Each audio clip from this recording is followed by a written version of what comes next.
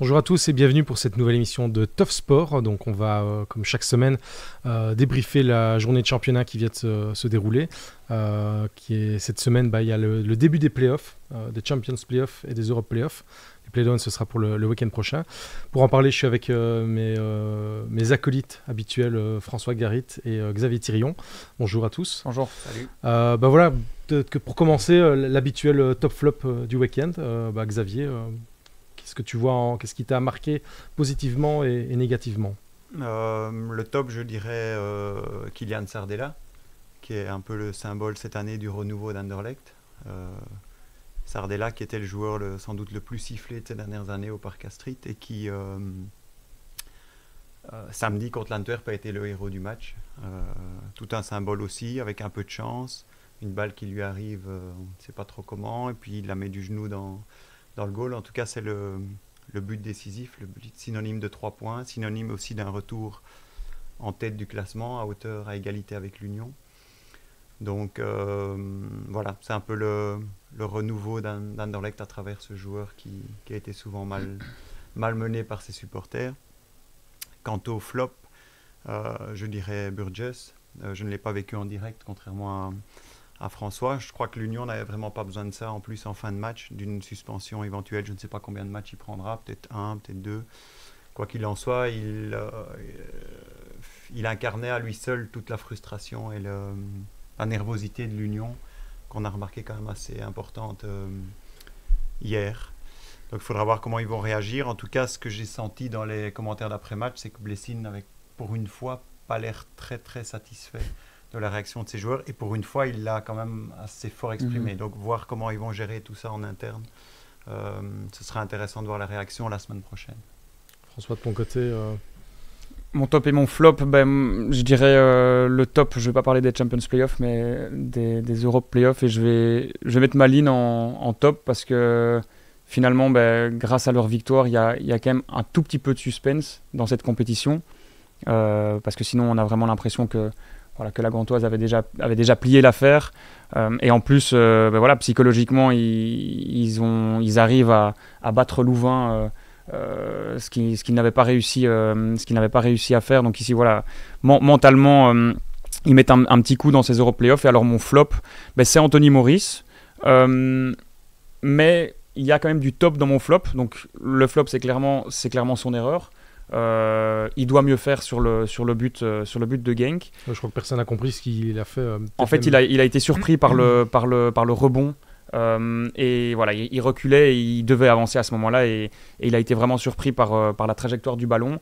Mais je l'ai mis en flop, mais je voulais quand même aussi parler de lui parce qu'il a pris ses responsabilités. Il est venu face à la presse après la rencontre, et son discours était clair: c'est entièrement de ma faute. Il l'a répété, et il disait: je préfère moi en tant que capitaine qu'on perde 1-0 et que ça soit moi qui fasse une erreur plutôt qu'un autre. Donc voilà, je trouvais ça bien aussi qu'on le connaît, son côté un peu de gentleman, mais là voilà, encore une fois, il fait une erreur qui mène à la défaite de l'Union au tout début des playoffs, donc c'est quand même pas rien, mais il assume son erreur, et il a pris ses responsabilités, donc quand même chapeau à lui, parce qu'il ne faut pas oublier non plus tous les points que Maurice a fait gagner à cette équipe de l'Union. Et vous parlez tous les deux de l'Union en flop, c'est un peu le grand perdant de cette première journée des Champions Playoffs. Oui, c'est le grand perdant, et en même temps, on en parlait tout à l'heure avec François, tout pourrait très vite changer dès le week-end prochain, et tout va sans doute encore changer souvent dans ces playoffs, parce qu'imaginons qu'Anderlecht aille s'incliner au club de Bruges dimanche prochain, et que dans le même temps l'Union gagne contre le Cercle à domicile, ce qui n'est pas du tout inimaginable, loin de là.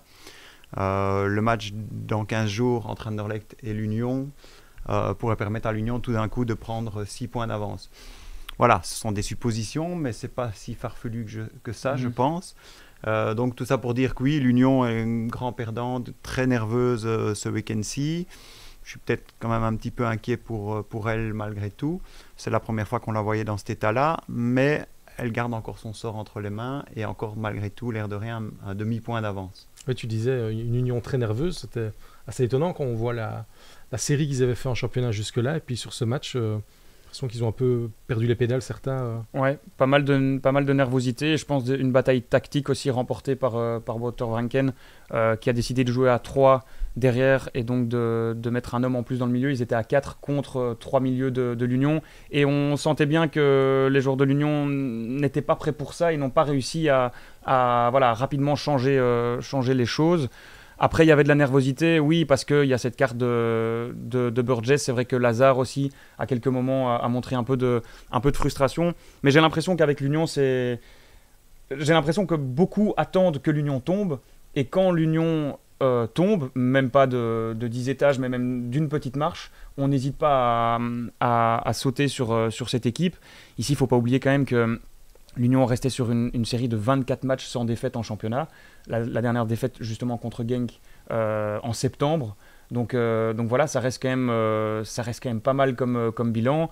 Et puis tout n'est pas acheté. Je pense qu'il y avait aussi des circonstances. Quand on voit que l'Union n'avait dans son effectif que 2 défenseurs centraux pour cette rencontre, que Van Hout, milieu défensif, a dû jouer à droite, que Amoura n'a pas pu jouer une seule minute parce qu'il était blessé, que Kevin Rodriguez n'était pas là non plus. Voilà, il y a quand même certaines circonstances qui font que tout n'était pas bien mis en place pour que l'Union aille gagner cette rencontre. Et puis surtout, il ne faut pas enlever le mérite non plus à Genk, qui a fait un bon match défensivement très solide, avec Kayembe qui pour moi a été un des meilleurs, voire le meilleur joueur sur le terrain, et puis ces joueurs comme Aiteladj ou El Kanous qui ont fait beaucoup de mal aussi à l'Union. Finalement, Genk n'avait rien à perdre, ils sont qualifiés de justesse.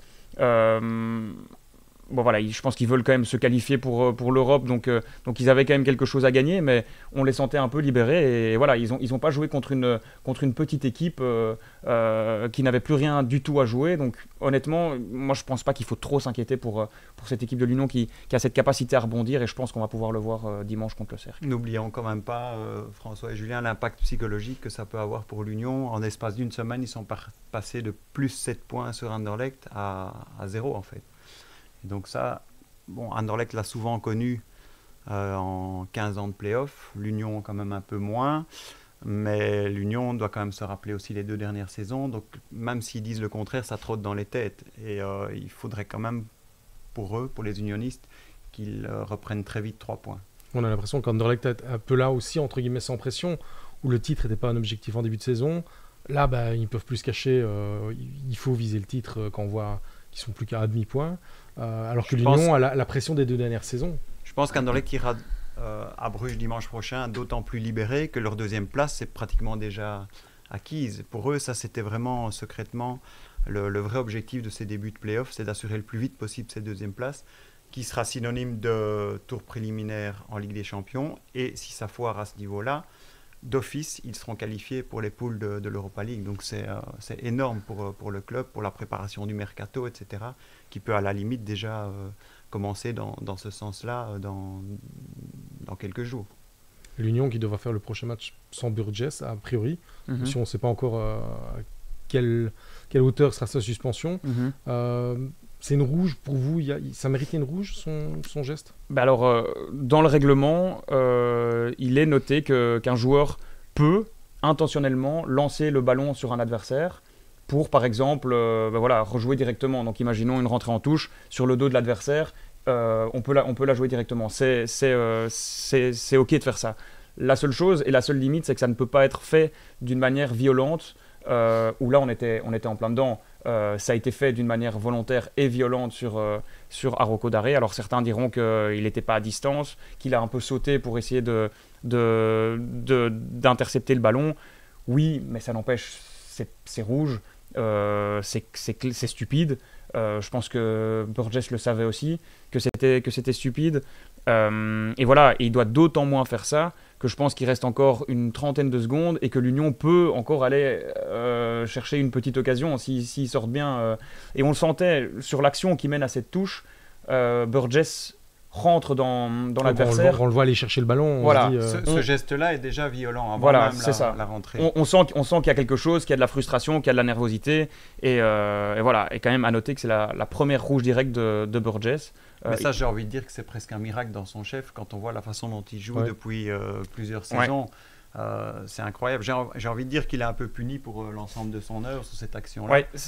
Certains diront peut-être qu'il est victime de sa réputation. Quand même 14 cartons jaunes cette saison, toutes compétitions confondues. Mais je pense que c'est aussi un joueur malin qui arrive à sentir la limite et qui sait prendre le jaune et qui sait ensuite faire attention pour ne pas prendre la rouge. Donc voilà, oui, exclusion logique. Et pour le match contre le Cercle, la bonne nouvelle, c'est que Machida revient, lui, de suspension. McAllister pourrait aussi revenir de blessure. Ça, c'est pas encore totalement sûr. Mais donc, voilà, encore une fois, il va falloir un peu bricoler parce que l'Union a décidé, durant ce mercato, de ne garder que 5 défenseurs centraux, de ne pas en faire venir un 6e. Sauf que pas de bol, Fede de Leijzen s'est blessé et est out jusqu'en fin de saison. Donc, ils sont passés à 4. Et voilà, et on voit que quand il y en a un ou deux qui sont absents, il y a quelques problèmes défensivement. Ce qui n'est pas rassurant pour l'Union ce week-end, pour ce que j'en ai vu, c'est qu'ils ont en général toujours joué, très souvent en tout cas, sur le côté malin, sur le côté intimidation, sur le côté rentre dedans, sur l'esprit collectif. Et là, on a vu tout l'inverse. Subitement, en une journée, on a vu tout l'inverse. Donc, est-ce que c'est la nervosité? Est-ce que c'est un concours de circonstances? Seul l'avenir nous le dira, mais il y a quand même des doutes. Et tu parlais des différents blessés, etc., des incertitudes. Est-ce que tout le monde sera à 100% pour ces playoffs? Ce n'est pas le cas pour l'instant. Est-ce qu'ils vont récupérer tout le monde? Amoura, dans quel état va-t-il revenir? Parce qu'outre le masque qu'il portait, je pense qu'il était victime d'un coup de coude de l'arbitre involontaire durant le match avec l'Algérie, mais il y a aussi son épaule. Où en est son épaule? Tu sais peut-être mieux que moi. En fait, son épaule, c'est vraiment des hauts et des bas. Il ne s'est pas fait opérer, donc il continue à jouer, mais il y a toujours ce risque qu'il faut savoir gérer. Et je pense que ça va vraiment être ça l'élément clé dans ces playoffs, c'est à quel niveau seront les leaders de cette équipe. Amoura, Puertas, qui n'a pas fait un très bon match contre Genk, Maurice, on en a parlé, qui a fait une bourde contre Genk, Burgess, qui est le leader défensif. En fait, c'est un peu ça. Contre Genk, tous les leaders de cette équipe n'étaient pas au niveau. Que ce soit Maurice, Burgess, Puertas et même Nilsson devant, ils n'étaient pas au niveau. Et je pense que ça va vraiment se jouer sur ça. Pour que l'Union soit championne, il faut que Maurice fasse des gros playoffs, que Burgess soit solide derrière, que Puertas soit décisif et que Nilsson mette des buts. Pour le moment, le premier match, c'était un 0 pointé à ce niveau-là. On verra pour les prochains. Le paradoxe de cette première journée des Champions Playoffs, c'est qu'Anderlecht a en fait joué de manière roublarde, un peu comme l'a fait l'Union pendant des mois, comme l'Antwerp l'a fait aussi pour être champion. Donc, est-ce qu'Anderlecht a enfin retrouvé la clé du succès? Parce qu'en fait, finalement, chaque match de play-off, pour moi, ça se gagne comme une finale, peu importe la manière. Et la façon dont Hazard réagit, on en reparlera tout à l'heure, on peut critiquer la façon dont il a réagi sur le petit coup de tête de Wijndal, tout petit. Voilà, mais ils ont joué comme des vieux briscards. Quand on voit Schmeichel, quand on voit Vertonghen, Delaney, ils ont tous ces joueurs-là qu'ils n'avaient pas auparavant. Il ne faut pas oublier que les dernières années, on reprochait souvent à Anderlecht de jouer avec une équipe trop jeune et un peu naïve. Ici, on a vu tout l'inverse samedi. Oui, c'est ça, c'est l'expérience des joueurs que tu as cités, des lignes Schmeichel, Vertonghen. Et si même Hazard s'y met. Même Hazard, oui, c'est ça. C'est des joueurs qui ont de l'expérience, qui ont déjà gagné des titres, qui savent, dans une phase décisive, comment c'est de devoir jouer des matchs sous pression, des matchs coup près. Et on l'a vu, Hazard qui provoque l'exclusion de Wijndal. Est-ce qu'il y avait rouge, est-ce qu'il n'y avait pas rouge? C'est un peu le gros débat. Mais ça a fait tourner le match en faveur d'Anderlecht. Et c'est bien joué, c'est malin. Et ça, Van Bommel l'a dit, slim. J'ai bien aimé la réaction de Van Bommel qui, contrairement à The Broek qui en aurait fait des tonnes, n'en a pas rajouté, n'a pas essayé de prendre la défense de son joueur et qui a dit ok, bon voilà, ils l'ont joué de manière intelligente. Maintenant, on peut évidemment reprocher à Hazard d'en avoir fait des tonnes. Je trouve que dans l'esprit du match, ça ne m'aurait pas du tout choqué que l'arbitre appelle les deux protagonistes et donne une carte jaune à chacun. C'est en général ce qui se passe dans voilà, ça aurait tout calmé. Voilà. Maintenant, il ne faudrait pas non plus inverser ce qui s'est passé. C'est pas Torgan Hazard qui est le coupable sur cette action. Wijndal doit jamais faire. Après, Hazard aurait pu avoir une jaune aussi sur la faute tout à fait. de base. Hein. Tout à fait. Je pense que l'arbitre a été, mais sur ce coup-là, il était rattrapé par le VAR. Mais il a aussi été attrapé par son arbitrage du début de match où il a laissé fort jouer. On se le disait avec les collègues en tribune. Il y avait quelques fautes quand même très limites des deux côtés, mais il laissait jouer. Bon, il avait mis le curseur au niveau qu'il entendait. Il y a aussi un tacle très, très appuyé de Janssen sur Léonie qui aurait pu faire très mal, qui pour moi était bien plus proche de la rouge que du petit coup de tête de Wijndal. Et du coup, avec ce genre de match, Anderlecht montre aussi, on est là. Faut pas croire que l'Union était partie. Ouais, tout est loin d'être rose pour autant, parce que voilà, si on analyse un peu la première mi-temps, à part les 5 premières minutes, l'Antwerp avait vraiment le contrôle du match. Anderlecht n'en touchait pas une. Donc ça, c'était pas rassurant dans le chef des Mauves. Donc il faudra voir comment ils vont pouvoir hausser leur niveau, parce qu'ils vont devoir le faire obligatoirement. Ils ne pourront pas jouer au niveau qu'ils ont joué en première mi-temps contre l'Antwerp. Mais d'un autre côté, l'Antwerp avait, je pense, 65% minimum de possession de balle en première mi-temps, mais 0 occasion franche. Contrairement à Anderlecht qui en avait 2 en jouant très mal. Donc voilà, on le répète de nouveau, le fameux jeu à la Weiler, etc. On y est en plein pour l'instant. D'autant que la semaine prochaine, ils vont à Bruges, un déplacement qui sera pas simple, avec un club brugeois qui bon, peut-être la deuxième place, ça va être compliqué à aller chercher, quoiqu'en cas de victoire, ça se resserrerait aussi à ce niveau-là. Il pourrait totalement se relancer.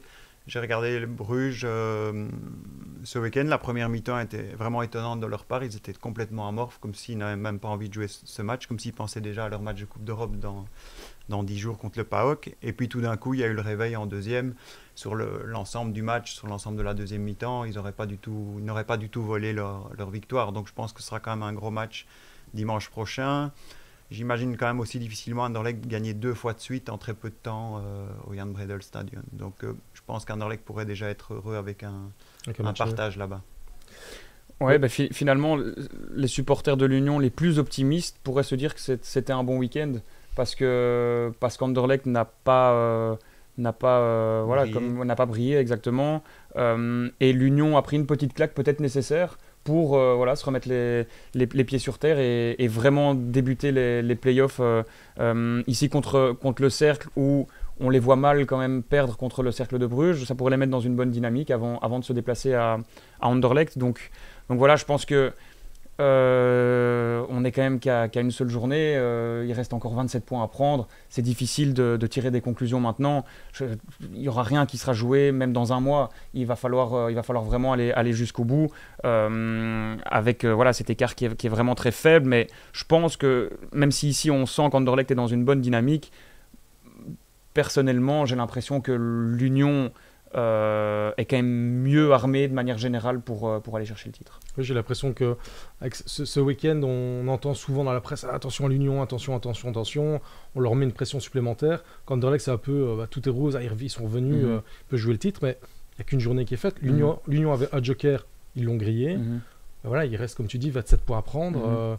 Voilà, pour vous, si on devait résumer un peu cette lutte pour le titre, qu'est-ce qui va avantager l'un, qu'est-ce qui va avantager l'autre? Voilà, quelles sont un peu les forces et les faiblesses des deux équipes dans cette lutte? Je pense que ce qui va désavantager l'Union, c'est que l'Union doit le faire cette fois-ci. Ils ne pourront plus dire...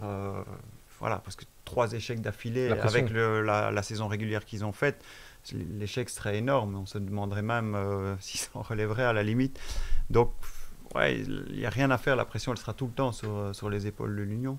Je le disais tout à l'heure, Anderlecht, c'est déjà presque un miracle à leurs yeux qu'ils en soient là, et qu'ils soient déjà presque assurés de leur deuxième place. Donc je pense qu'ils seront quand même fort détendus jusqu'au bout.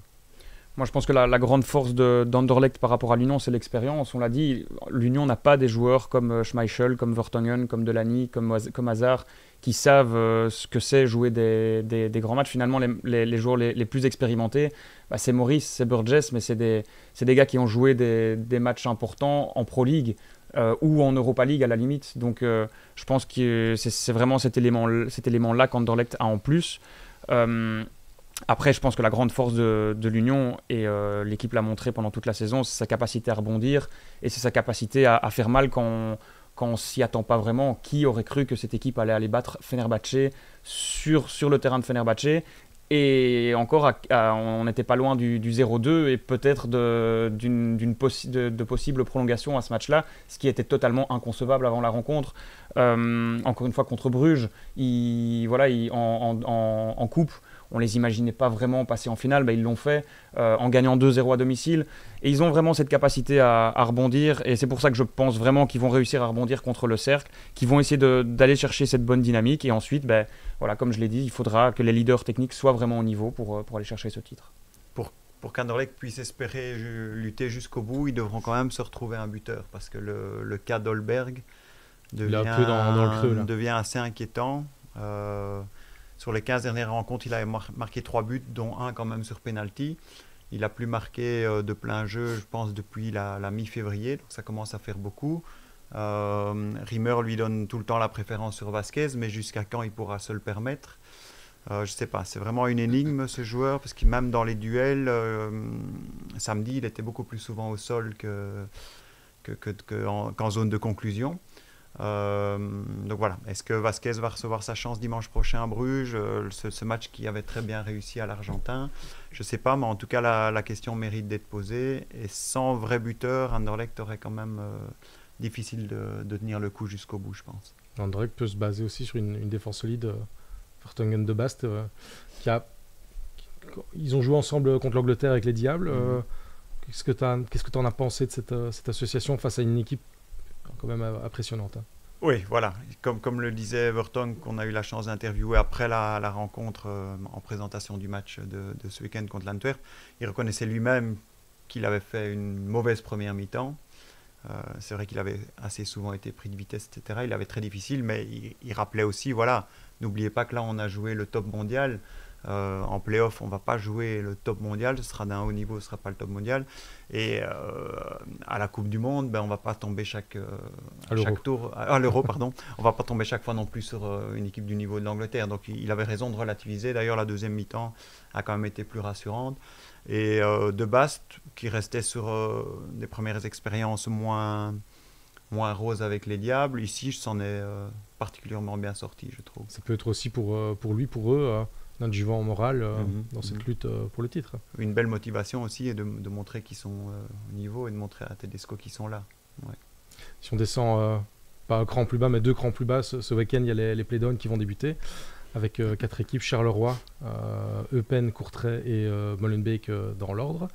Ça va commencer avec un déplacement du RWDM à Charleroi. Voilà, qu'est-ce que vous voyez de cette compétition à 4, ce premier match? Moi, j'ai l'impression que Charleroi peut tuer déjà tout suspense samedi. S'il gagne à domicile contre Molenbeek, je pense que l'écart sera pas encore fait, parce que voilà, il y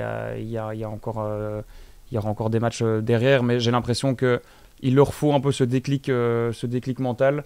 Et à domicile, après le changement d'entraîneur, qui a peut-être fait un peu une sorte d'électrochoc dans le groupe, voilà, je pense qu'ils peuvent le faire devant leurs supporters qui devraient être là en nombre. La direction de Charleroi a décidé de mettre tous les tickets à 5 € pour essayer vraiment de faire venir les supporters. Il n'y aura pas de supporters de Molenbeek dans le camp adverse. Voilà, il y a quand même de la qualité dans cette équipe de Charleroi, même si leur gros problème, on l'a déjà souvent répété, c'est un attaquant. Voilà, c'est ça. Il manque vraiment quelqu'un pour mettre des goals. Après, contre une équipe, avec tout le respect que j'ai pour Molenbeek, je pense que Charleroi est quand même supérieur à cette équipe, et poussé par leurs supporters à domicile, je pense qu'ils peuvent le faire, et ils peuvent se mettre dans une bonne situation pour ensuite voir ces playdowns d'une bonne manière.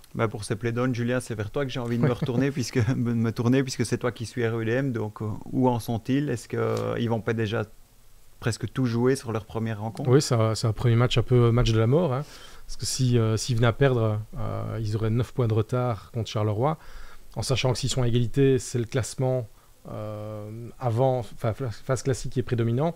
Donc Charleroi aurait l'avantage, donc ça veut dire que Molenbeek devrait prendre 10 points sur les 15 derniers pour passer Charleroi. éviter, se sauver directement, ce serait quasiment mission impossible. Donc, si Molenbeek veut encore y croire, ils doivent absolument gagner. Et je pense que l'inconnu un peu des deux côtés sera le changement de coach. Charleroi a viré Mazou, ils ont pris Rick 2000. Le RWDM, ils ont viré Bruno Irles, ils ont pris Yannick Ferreira. Voilà, c'est un peu comment est-ce que ces deux équipes vont aborder ces playdowns, avec un nouveau coach, une nouvelle mentalité, un nouveau système tactique, une nouvelle dynamique. Charleroi a du mal à marquer. Est-ce qu'avec Rick 2000, ça va peut-être être justement l'inverse. Molenbeek a une défense qui est catastrophique. Est-ce qu'avec Yannick Ferreira, ça peut être l'inverse. Donc c'est un peu compliqué de se projeter, je trouve. Est-ce que le RWDM a profité de cette petite trêve pour se refaire une santé physique et ouais, mentale? Ils ont été à Tubize faire un mini-stage de 5 jours qui était ultra axé sur la cohésion d'équipe, le mental. Et ils ont fait des entraînements ultra intenses. En off, les joueurs disaient, on l'a senti passer. Je pense qu'avec les précédents coachs, c'était plus léger et qu'il n'y avait peut-être pas cette remise en question de se dire on doit se faire mal. Et voilà, ici, c'est Charleroi qui était un peu dans le dur, qui est arrivé dans les playdowns sur le fil. Il faudra voir aussi l'état mental que Molenbeek était déjà certain d'y être depuis 15 jours. Donc ils étaient déjà plus préparés. Donc c'est un peu une possibilité pour eux de se relancer face à Charleroi. Mais voilà, il y a les changements de coach qui font que c'est difficile de voir. Et est-ce que tout le monde y croit à Molenbeek dans le groupe? Est-ce que tous les joueurs croient vraiment à ce sauvetage, à ce maintien? Je pense que quand Bruno Irles était là, c'était peut-être pas le cas. Quand il arrivait au début peut-être, je pense qu'au fil des semaines où le discours a eu du mal à passer, semblait un peu flou, les résultats n'arrivaient pas, ça devenait compliqué. Je pense que les joueurs ont un peu perdu foi en lui, qu'avec Yannick Ferreira il arrivait très motivé.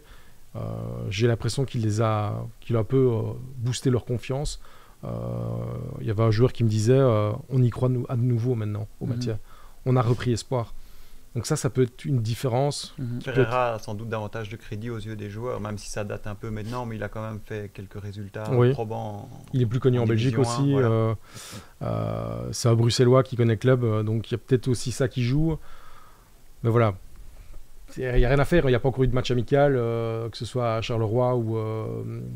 Charleroi a joué contre U23, mais voilà, c'est compliqué de tirer des conclusions de ça. Molenbeek n'a pas fait de match amical, donc on n'a pas du tout de poids de repère pour un peu voir vers quoi on va se diriger. Donc ce premier match va aussi être un peu une découverte. Ouais, et mentalement, il faudra voir aussi comment, comme tu le disais, comment est-ce que les joueurs de Charleroi vont attaquer ces playdowns, parce que finalement, dans le groupe, il n'y a pas vraiment des joueurs qui se sont déjà battus pour le maintien, ce qui est... C'est pas un groupe qui a été construit pour ça. Voilà, c'est ça. Et comme tu le disais, ça s'est joué à quelques secondes qui se retrouvent dans ces playdowns. Donc, à voir aussi mentalement comment ça se passe. Mais en tout cas, j'ai l'impression que, quoi qu'il arrive, à Molenbeek et surtout à Charleroi, il faudra effacer cette saison. Il faudra repartir sur de nouvelles bases. Parce que...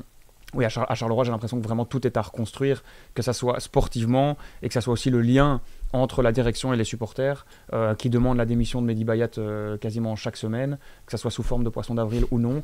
Et voilà, il y a quelque chose vraiment qui ne va plus. Et alors sportivement, c'est les leaders techniques. On parlait des leaders de l'Union. C'est la même chose à Charleroi. Des gars comme Marco Ilaï-Maritra qui ne devraient plus être là la saison prochaine. Voilà, c'est eux qui doivent porter cette équipe pour le moment dans ces playdowns. Pour le moment, ils l'ont pas fait dans la phase classique. Donc je pense que ce sera aussi sur ça que ça va se jouer, parce que un joueur comme Ilaï-Maritra, il a beau faire une saison pas top, ça reste un joueur avec beaucoup de qualité. Ce que je me demande aussi, c'est les joueurs ont eu 3 semaines de break. Charleroi, ils ont eu 3 semaines pour ruminer cette descente entre guillemets en play-down. Faudra voir comment les équipes ont digéré ça. Courtrai Eupen, ça faisait déjà longtemps qu'on était certains qu'ils y étaient, donc ils ont eu le temps de se préparer. Molenbeek un peu moins, mais déjà aussi. Charleroi, c'est vraiment l'inconnu, je trouve. Le point d'interrogation, c'est mentalement comment est-ce qu'ils vont aborder. On l'a dit, ils sont pas un groupe qui a été construit pour ça. Des joueurs cadres n'ont pas répondu présent. Voilà, est-ce que Rick 2000 aura réussi à remobiliser tout ça? C'est un peu la grande question. Que tant les Champions Playoffs, on voyait les dynamiques des équipes, on savait un peu se projeter. Ici, je trouve que c'est très compliqué. Mais Charleroi a l'avantage d'avoir 6 points d'avance sur Molenbeek, 5 sur Eupen et Courtrai. Ils ne sont pas obligés d'aborder le match contre le RWDM en attaquant. Ils peuvent très bien dire on joue calme, on part en contre, c'est eux qui ont la pression, c'est pas nous, quoi. Ouais. Parce que eux sont sauvés là. Donc, Pour le REDM, même un point ne suffirait pas. non, parce que même avec Courtrai et Eupen, que ce soit la différence de but ou la prédominance de la phase classique, après ça permettrait de se rapprocher. Parce que le calendrier après pour Molenbeek, c'est la réception d'Eupen sans supporter encore, puis il y a double confrontation contre Courtrai, quoi, qui sera, à mon avis, finalement, ce match contre Charleroi, oui, ils peuvent mourir s'ils perdent, oublier le sauvetage direct, mais même en cas de victoire d'Eupen ou Courtrai dans l'autre match, ils n'auraient que 4 points, il y en a encore derrière à prendre, donc c'est peut-être pas le match le plus important, mais il peut déjà les relancer parce qu'il ne faut pas oublier qu'ils n'ont plus gagné depuis mi-décembre. Et donc à l'aube de ces playdowns, s'il fallait donner un pronostic, le classement des 4 équipes, ce serait quoi? Avant les changements de coach, je t'aurais dit que Courtrai serait sauvé, que Eupen aurait été barragiste et Charleroi et Molenbeek descendaient. Maintenant, avec les changements de coach, parce que Eupen aussi a changé de coach, c'est très compliqué à dire. Parce qu'on a vraiment... j'ai aucune base de comparaison. Là, j'ai envie de donner un pronostic. Si je dois donner vraiment mouillé, je dirais que Charleroi va se sauver, que ce soit directement ou par les barrages, parce qu'ils ont une avance qui permet de voir venir. Et puis Courtrai derrière est dans une dynamique qui est très positive. Et voilà, après, Eupen et Molenbeek, ça paraît un peu juste dans l'état actuel des choses, mais ça peut avoir changé depuis. Donc, qualitativement, ça a l'air quand même d'être les deux équipes, Eupen et Molenbeek, qui sont les moins je sais moins pas bien si armées. Molenbeek est la moins bien armée intrinsèquement parlant, parce qu'ils sont quand même des joueurs de qualité, mais le problème c'est que le mental, la crise de confiance était telle qu'on peut avoir le meilleur joueur du monde, si le mental n'est pas là, ses qualités vont pas arriver à s'exprimer, que ce soit individuellement ou collectivement. Donc voilà. Rick Demille pourrait sauver 2 équipes en une saison. Ça, ce serait quand même une belle performance de sa part. Oui, ce serait très rare. Hein. Ouais. Je sais pas si vous avez d'autres choses à rajouter sur les journées qui viennent. Peut-être un mot sur le Standard qui, je pense, a mis un terme à sa saison. Oui, ils sont en vacances. Voilà. Après, la question que j'ai envie de me poser, c'est est-ce qu'il y avait vraiment des gens qui pensaient que le Standard pouvait aller accrocher l'Europe quand on voit un peu... Ivan Leko, visiblement, vu l'équipe qu'il a alignée. Oui, honnêtement, quand on voit la qualité dans ce groupe, finalement, ils sont à leur place. Et j'ai même envie de dire, sans faire de pronostic, qu'ils pourraient très bien finir à la dernière place de ces playoffs. On sent vraiment une équipe qui a complètement tout lâché. Et là aussi, on disait que tout était à refaire à Charleroi et à Molenbeek. Mais je pense que tout était aussi à refaire au Standard. Et finalement, pour un supporter wallon, est-ce que c'est pas mieux d'être supporter de Charleroi pour le moment? Au moins, les semaines qui vont arriver, il y aura un peu de piment. Alors que le Standard, vraiment, je souhaite beaucoup de courage aux supporters qui vont aller voir le Standard. Pas au prochain match parce que c'est à huis clos, mais les prochains matchs à domicile à Sclessin. Ça va vraiment, je pense, être pénible jusqu'au bout pour les supporters. 9 matchs, ça va être très très long. Et aussi inquiétant pour la suite, parce que souvent une équipe dans la position du Standard pour les Playoffs 2 profite de cette situation-là pour déjà préparer la saison suivante. Ici, je ne vois pas trop bien comment ils vont construire sur ces bases-là, pour autant qu'il y ait une base.